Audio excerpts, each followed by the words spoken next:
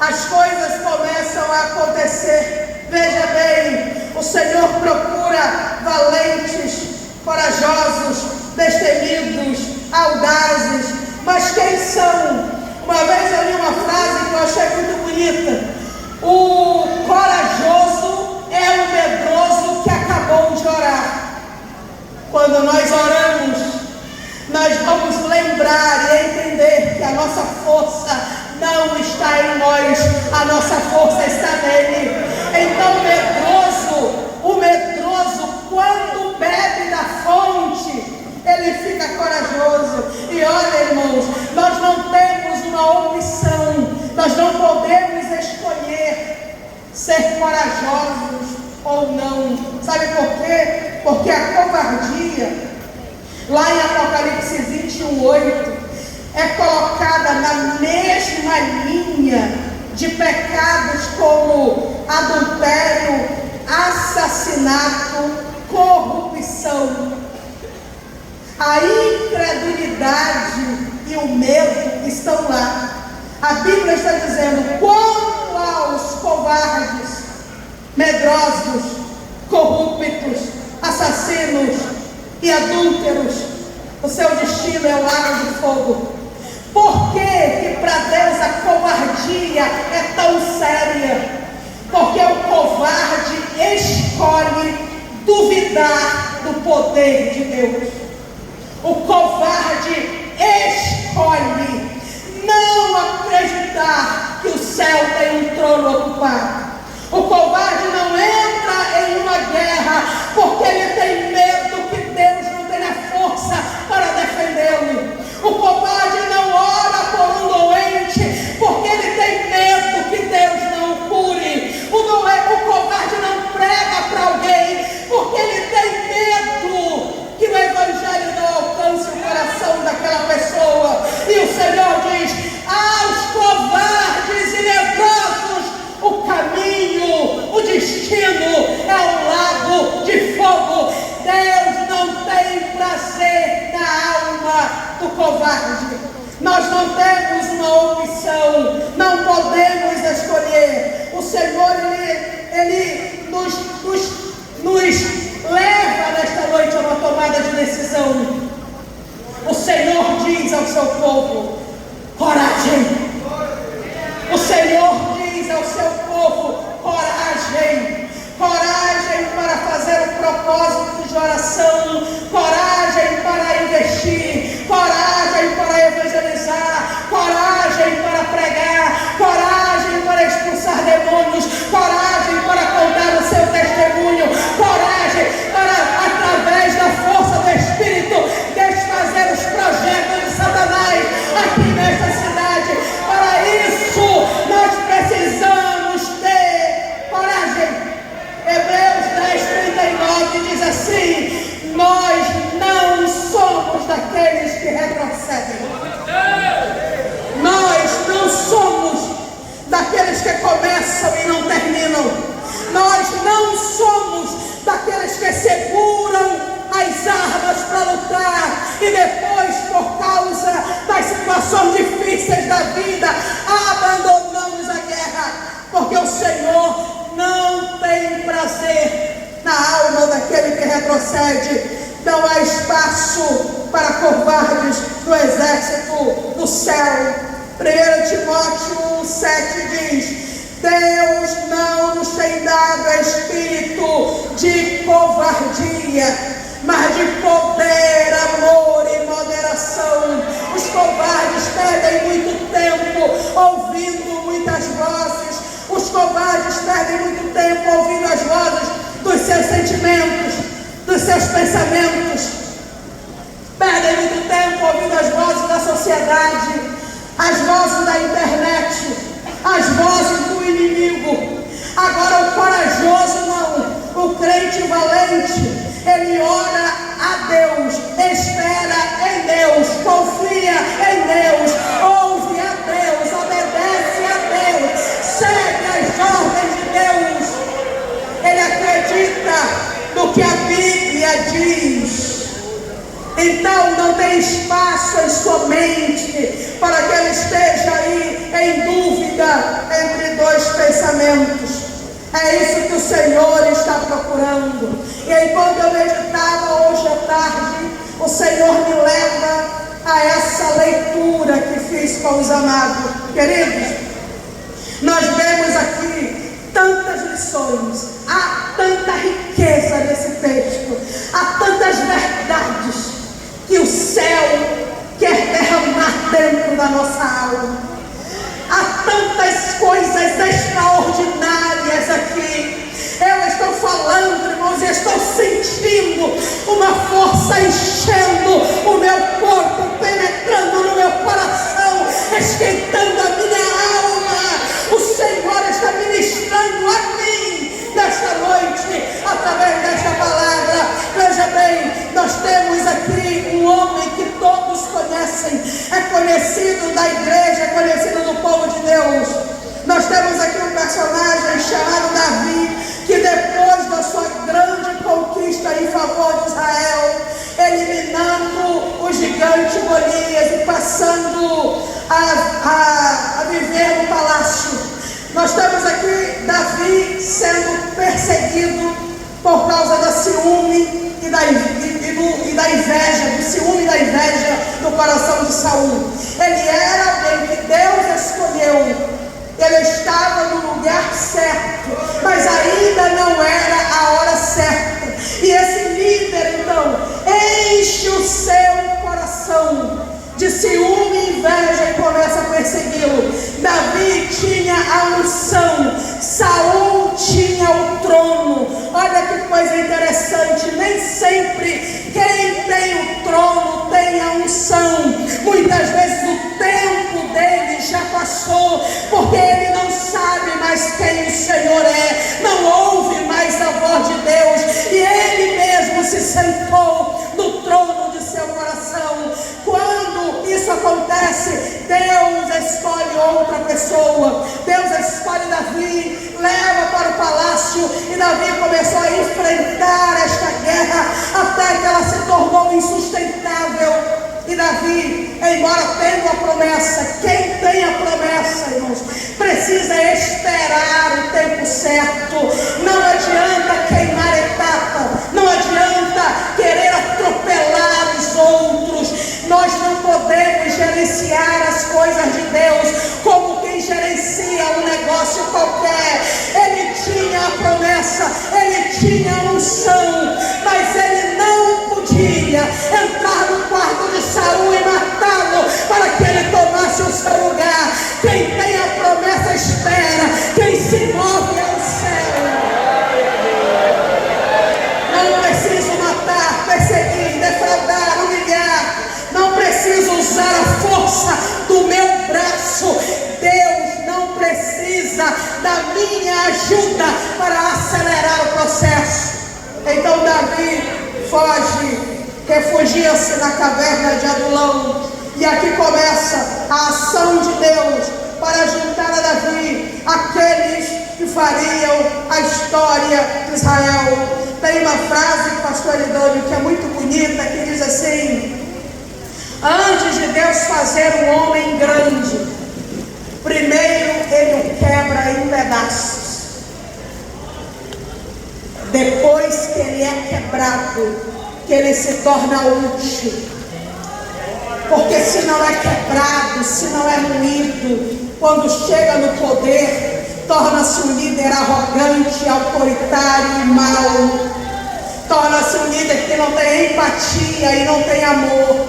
Mas quando o Senhor quebra primeiro, aí quando se senta no trono, é um pastor que ama, que zela, que cuida, que visita, que ajuda. É um pastor que defende, é um pastor que protege, é um pastor diferente. Porque primeiro ele foi quebrado. E o Senhor pega Davi e o leva para dentro de uma caverna. E a Bíblia diz que juntaram-se 400 homens com ele. Agora é interessante que Deus deu a Davi um exército, um rebanho de homens revoltados, endividados e rejeitados. Deus deu a Davi um grupo de homens sem honra, sem escrúpulo, sem o respeito da sociedade. Antes de Davi ser o rei de Israel, Davi foi pastor de revoltados. Tem muitas pessoas que desejam o trono, mas não querem passar pela caverna. Tem alguns que só querem pastorear empresários.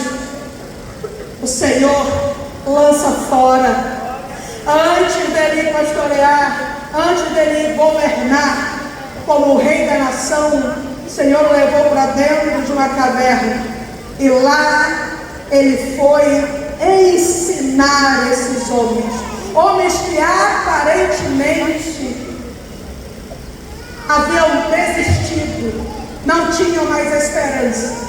Passaram a sentar ao lado de Davi e ouvir as suas histórias, seus ensinamentos. Começaram a ser pastoreados por ele. Homens brutos começaram a ser pastoreados por Davi. Começaram a ouvir Davi. Eu imagino Davi sentado à beira da fogueira, contando para esses homens sua história, como ele matou o urso, o leão, como ele matou Golias, como eu imagino ele declamando os seus salmos para aqueles homens. Eu imagino aqueles homens ouvindo respeitosamente a instrução de Davi, a instrução do líder. E eu imagino seus corações se voltando para o Deus de Davi. Veja bem, Davi poderia formar um exército de mercenários e dizer assim: vocês estão comigo, vamos assaltar, invadir as fazendas, vamos roubar, vamos saquear, vamos pegar tudo o que nós pudermos pegar. Mas não, Davi com esses homens vai prestar serviço de proteção para os fazendeiros da região, em troca de uma oferta de alimentação. Aí eu imagino esses homens dizendo: mas Senhor, nós podemos ter mais. E Davi ensinando: ei, o correto é o correto, o certo pelo certo. Não vamos roubar, não vamos invadir, não vamos defraudar. O Senhor irá nos sustentar aqui. Essa caverna tornou-se um lugar de culto. Os homens passaram a ser fortemente influenciados por Davi. Aí 3 se destacaram, pouco conhecidos, mas tornaram-se homens excelentes. Davi tornou-os honrados pelo exemplo. Muito tempo foi investido, muito tempo, não sabemos quanto, mas sabemos que valeu a pena. Veja bem, Josebe-Basebete, o primeiro valente, que lá atrás tinha sido revoltado, endividado, rejeitado, talvez abandonado por sua família, talvez tenha ido embora porque não havia mais esperança, expectativa de que ele se fosse restaurado na sua cidade. Mas aí Josebe-Basebete, diz o texto que nós lemos, que ele lutou contra 800 homens de uma vez, com uma lança. Com uma lança. O exército recuou. Ele olhou para trás, viu que não estava mais ninguém com ele. Ele segurou a sua lança e, em vez de recuar também, ele avançou. Ele avançou. 800 homens.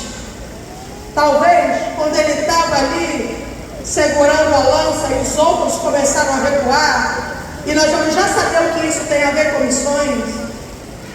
Quando os outros começaram a recuar, talvez alguém tenha dito: Josebe, volte, são maiores em número do que nós não temos nenhuma chance, vamos embora. Mas eu imagino Josebe se lembrando de Davi e do Deus de Davi. Eu imagino Josebe se lembrando de Davi ensinando que ele, um menino, havia lançado uma pedra na testa de um gigante de 200 quilos e 3 metros de altura, e o gigante caiu, porque um com Deus é maioria.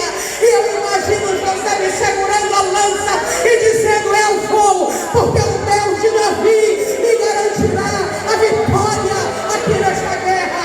Coragem! Coragem! Ele avançou. Muitos de nós temos sido derrotados por antecipação. Temos ouvido o conselho do covarde e não temos avançado. Muitos desistem antes da prova, desistem antes do concurso, desistem antes da pregação, desistem antes da oportunidade, com medo de fracassar, com medo de não dar certo. Nos diz a história que uma vez o nosso Daniel Berg estava enfrentando um momento difícil na sua vida. E não foi Daniel Berg, eu vou lembrar quem foi. Ele estava enfrentando Lutero, estava enfrentando um momento difícil em sua vida. E ele estava ali na cozinha de sua casa, amargurado, preocupado, aborrecido, triste, por causa da perseguição que ele estava enfrentando. Quando ele está enfrentando essa situação, sua esposa entra para servir a comida, e ele olha para sua esposa e diz assim: você está de preto, está de luto, alguém morreu? Ela, servindo sua comida, ela diz: sim, morreu. E ele pergunta: quem morreu? E ela diz: Deus morreu. E ele fica horrorizado com aquela declaração: mulher, como tu pode dizer que Deus morreu? Ele não morreu, ele não pode morrer, ele está vivo. Ela disse: ele está vivo, por que você está com medo? Se ele está vivo, por que está assustado? Se ele está vivo, por que não se levanta? Se ele está vivo, por que você não reage? Se ele está vivo, por que você está cabisbaixo? Por que não come? Aí José de Bacebete avança, sem ouvir o conselho do covarde, segurando na sua mão uma lança. Ele não tinha um tanque de guerra, ele não tinha uma bazuca, ele não tinha uma AK-47, ele tinha uma lança. E sabe o que isso tem a ver com missões? Ele usou o que ele tinha em suas mãos. Ele não ficou se lamentando porque não tinha uma arma melhor, porque não tinha companheiros com ele. Ele não ficou se lamentando. E o que isso tem a ver com missões, Evangelho? Use o que Deus te deu. Defenda a tua honra, defenda o seu ministério, defenda a sua família, defenda o seu propósito, defenda o Evangelho, defende o que Deus colocou na tua mão, defende. O inimigo vai bater em retirada, porque não suporta um crente que tem coragem e posicionamento. Não solte a espada. Aí nós temos aqui um moço chamado Samar.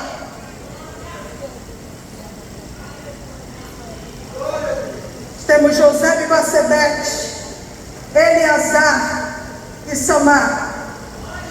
Eleazar lutou até a mão ficar pegada à espada. Eleazar se levantou. Eleazar causou confusão no arraial do inimigo. Eleazar teve grande conquista e vitória para Israel. Aí nós temos Samar e José de Bacebete.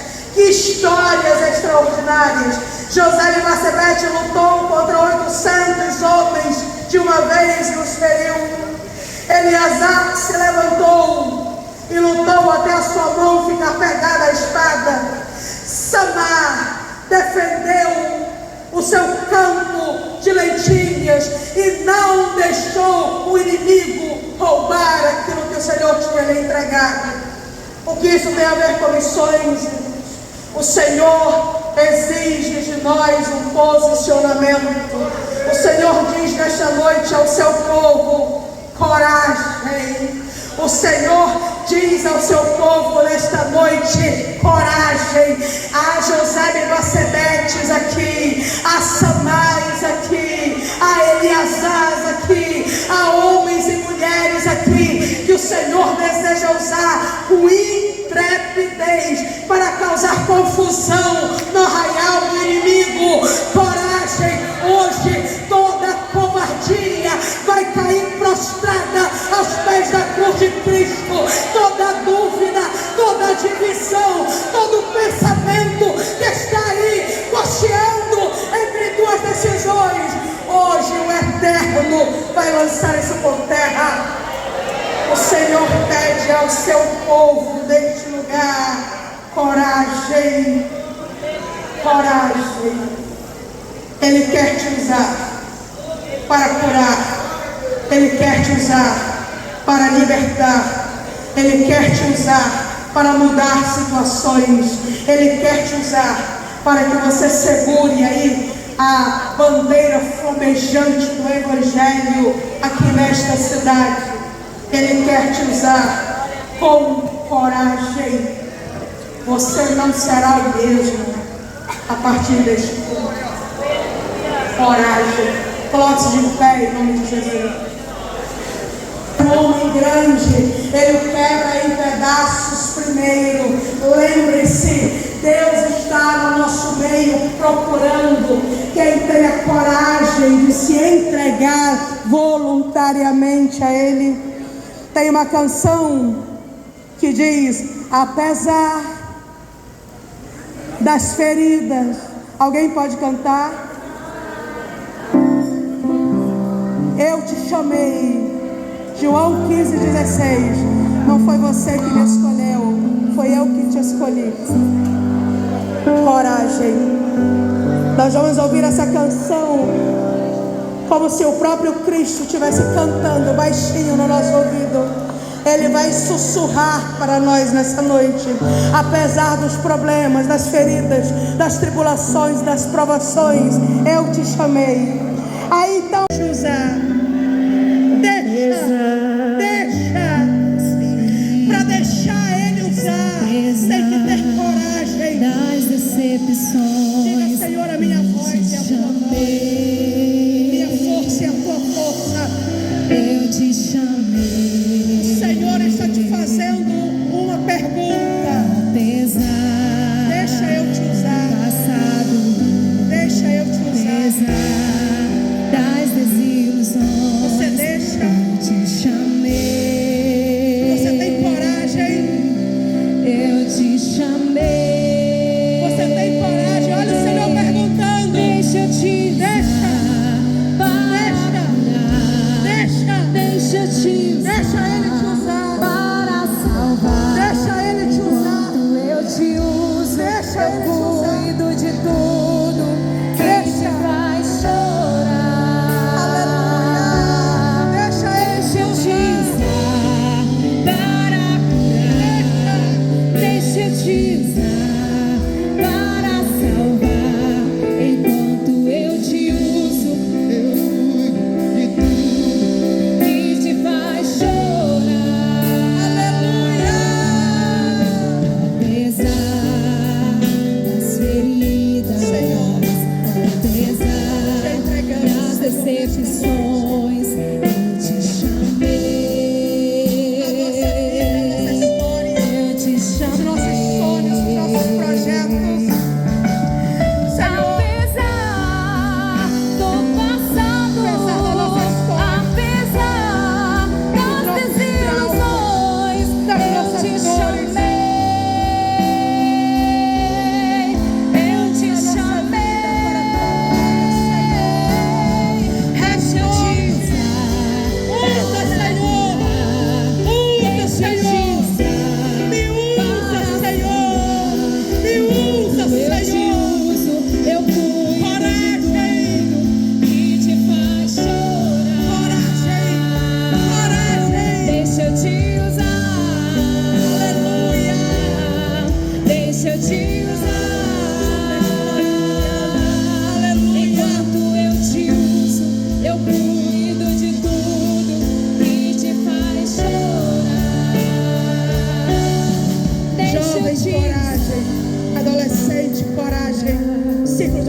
Coração, coragem.